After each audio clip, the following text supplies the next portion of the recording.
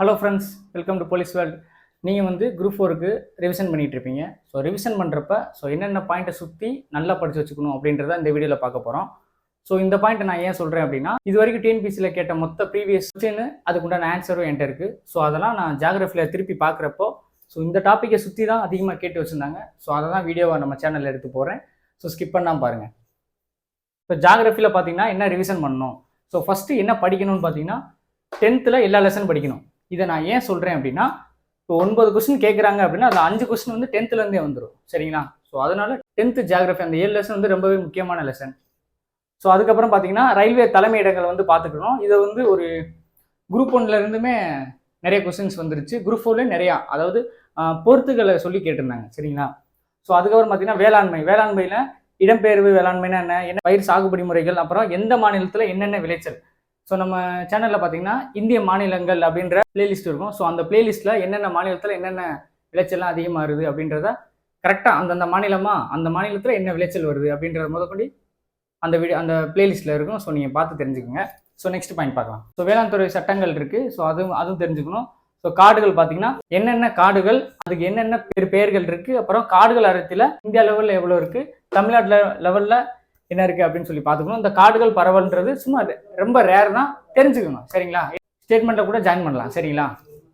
So அதுக்காக தான் தேசிய பூங்கா அப்படின்னு பார்த்துட்டோம்னா இது 7th இருக்குது. ஸோ முக்கியமான ஒன்று, இது இல்லாத கொஸ்டின் பேப்பரே இல்லை. ஸோ அதனால் ரொம்பவே முக்கியமான ஒன்று.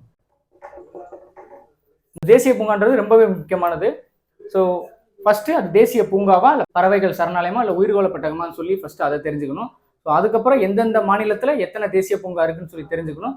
அதுக்கப்புறம் என்னென்ன, இப்போ நம்ம தமிழ்நாடு எடுத்துக்கிட்டோம் அப்படின்னா எந்தெந்த மாவட்டத்தில் என்னென்ன பறவைகள் சரணாலயம் இருக்குது, என்னென்ன விலங்குகள் சரணாலயம் இருக்குது, எப்போ ஸ்டார்ட் பண்ணாங்க, விலங்குகளை பாதுகாக்கிறதுக்கு என்னென்ன சட்டங்கள் போட்டாங்க. இப்போ புலி பாதுகாப்பு திட்டம் அப்படின்னா 1973, காண்டாமிருகங்கள் அப்படின்னா 2020. ஸோ அந்த மாதிரி விலங்குகளுக்கு போட்ட சட்டங்களும் பார்த்து வச்சுக்கணும். சரிங்களா? அதான் இருக்குது. தேசிய பூங்காங்கள் இந்தியா லெவலில் இருக்குது, தமிழ்நாட்டு லெவலில் இருக்குது.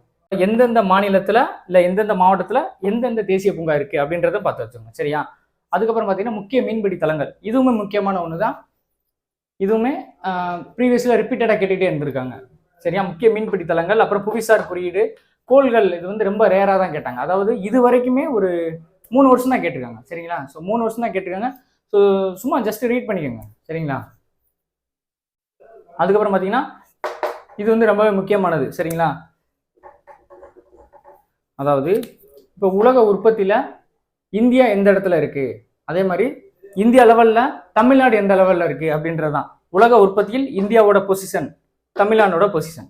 சரிங்களா? இது கண்டிப்பாக தெரிஞ்சு வச்சுக்கணும். அதுக்கப்புறம் பார்த்தீங்கன்னா துறைமுகங்கள், இந்தியாவில் எத்தனை துறைமுகங்கள் இருக்குன்னு தெரிஞ்சுக்கணும். தமிழ்நாட்டில் ஃபேமஸான துறைமுகங்கள் வந்து தெரிஞ்சுக்கணும். சரிங்களா? ஒரு ஸ்க்ரீன்ஷாட் கூட எடுத்து வச்சுக்கோங்க. இதை பார்த்துட்டு நீ ரிவிஷன் பண்ணோம் அப்படின்னா 1.5 நாள்லேயே ரிவிஷன் பண்ணிடலாம் ஈஸியாக. 1.5 நாள் ஆச்சு எனக்கு ரிவிஷன் பண்ணுறதுக்கு. ஸோ கரெக்டாக 1.5 நாள்லேயே ரிவிஷன் பண்ணலாம்.